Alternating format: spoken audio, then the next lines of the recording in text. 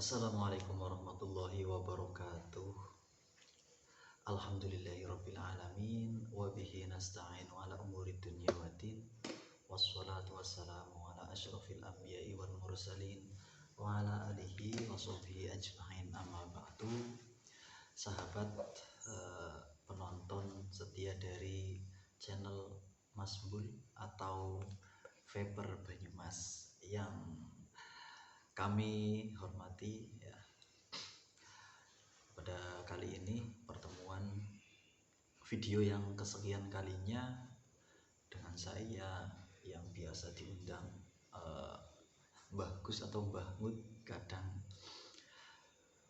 Saya mau agak sedikit berbagi ilmu ya, sedikit yang sebenarnya ini umumnya orang banyak yang mengetahui, tapi banyak orang juga yang belum agak kurang paham tentang masalah ini secara keluasan ataupun dari sisi rahasia di balik itu.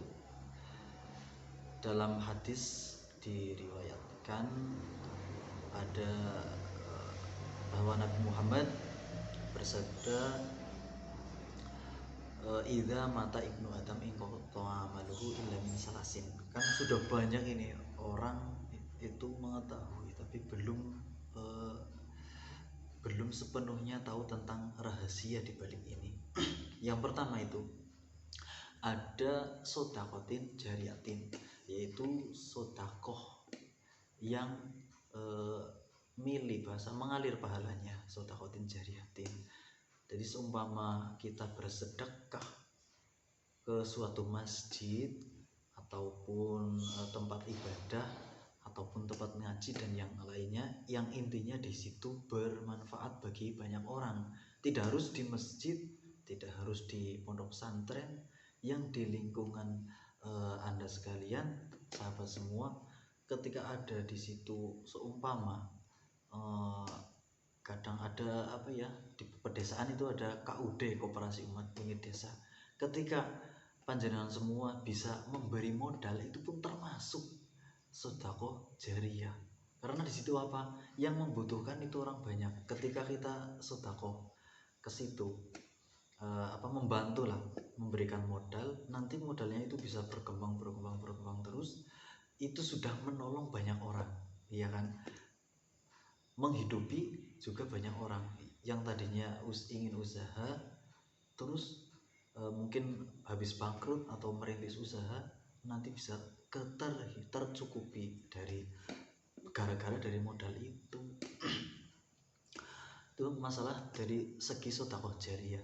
Adapun kalau sedekah yang lain itu juga bisa bermanfaat.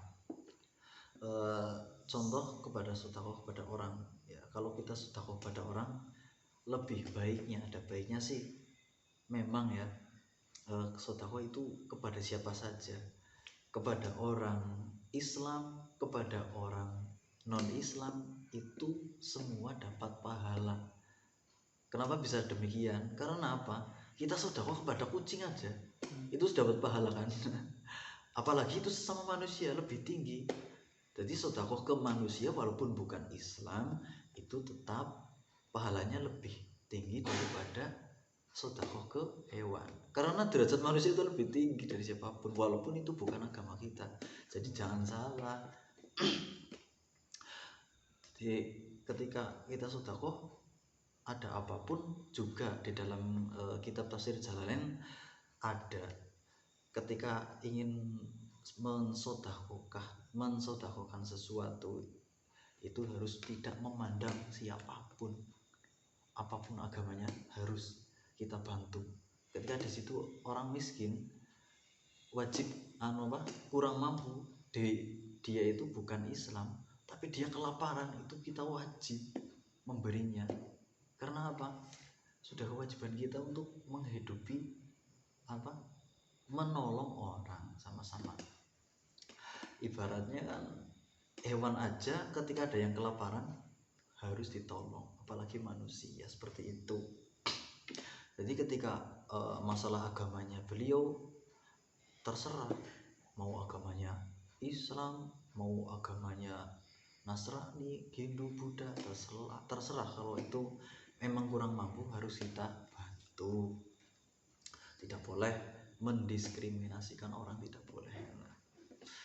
Terus juga kita etika bersedekah itu, etikanya ketika kita sedekah kepada orang-orang yang sudah agak lumayan tercukupi, seumpama sedekah ke pondok pesantren, kan pengasuhnya itu biasanya sudah ada usaha, tapi kan kita ingin pahala kepada melalui lantaran pesantren tersebut. Nah, etikanya kalau ke orang kaya emang boleh itu bisa untuk dipamerkan, itu ke kalau yang orang yang kaya. Tapi ketika kita sedekah kepada orang miskin, ada baiknya jangan kita pamerkan. Karena apa? Nanti menyinggung orang-orang miskin. Makanya kan sekarang udah ada banyak ya youtuber di video nyumbang ke orang miskin. Itu sebenarnya ya kurang baik lah. Karena apa? Ada potensi menyinggung mereka. Seolah-olah lah ini apa? Saya disumbang, saya diberi sedekah, tetapi gara-gara konten. Padahal mungkin tujuan kita untuk melatih ataupun mengajak orang-orang lain itu untuk bersedekah.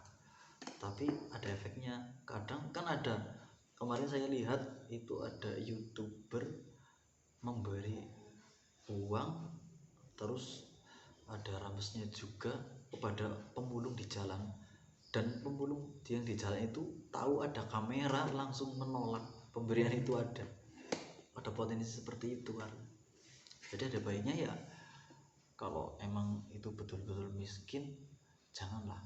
Ketika seumpama ya itu kurang mampu, kita bantu kepada anaknya untuk biaya sekolah, itu ya boleh-boleh saja. Umpamanya memberi beasiswa dan lain-lain sebagainya, itu ya boleh-boleh saja, tidak ada efek yang lain kayak gitu.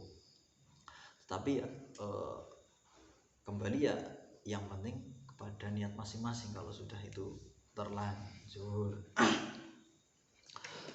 Terus ketika sedekah yang wajib itu juga lebih baiknya itu dipamerkan. Sedekah wajib itu seperti zakat. Karena ketika kalau kita ya sudah kaya, toh terus memberi dari uang zakat kita diberikan, itu tidak dipamerkan, itu ada potensi menimbulkan fitnah, difitnah orang lain. Itu ada orang kaya tetapi tidak mau mengeluarkan zakat, seperti itu. Jadi memberi itu dari segi itu zakat, sedekah dan lain-lain, itu ada adab-adabnya juga, jangan menyinggung. Terus juga wala tubtilu shadaqatikum bil manni wal adha, tidak boleh membatalkan sedekah kamu sekalian bil manni, dengan mengungkit-ungkit, wal adha, dan menyakiti, tidak boleh. Karena apa? Bagaikan debu di atas tangan yang ditiup angin, pahalanya hilang, percuma kita sedekah. Semuanya kayak gini, ada orang kita memberi pada seseorang,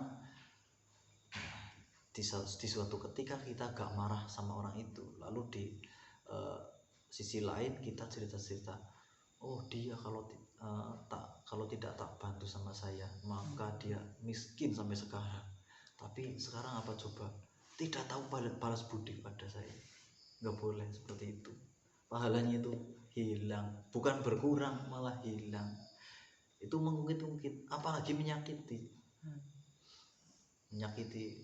langsung ngata-ngatain. Terus juga kita ada pengamen, pengemis dan lain-lain, memberi tidak boleh menyakiti, memberi pun harus cara yang baik.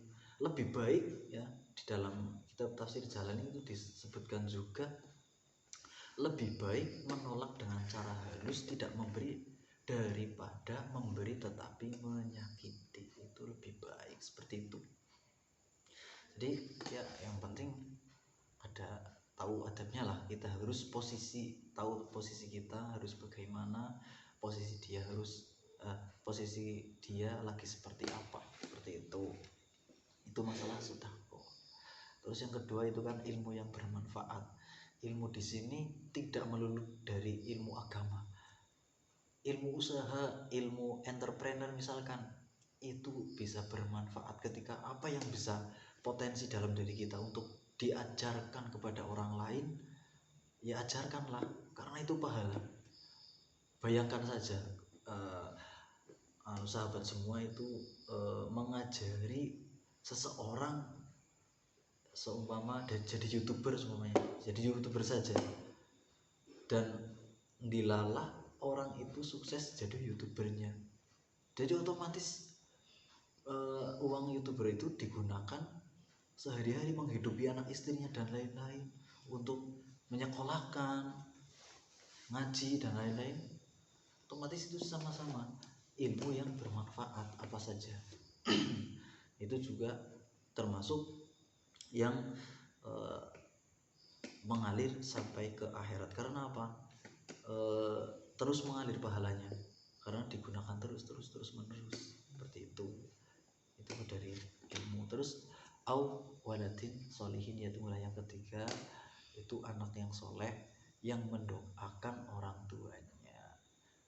Soalnya banyak anak yang soleh sudah baik tetapi tidak mendoakan orang tuanya. Dia alim, pinter, sekolah, ngaji, tetapi tidak pernah sekalipun, minimal ya setiap Jumat lah kirim Fatihah, kirim tahlil, ayat kursi dan lain-lain. Itu seperti itu.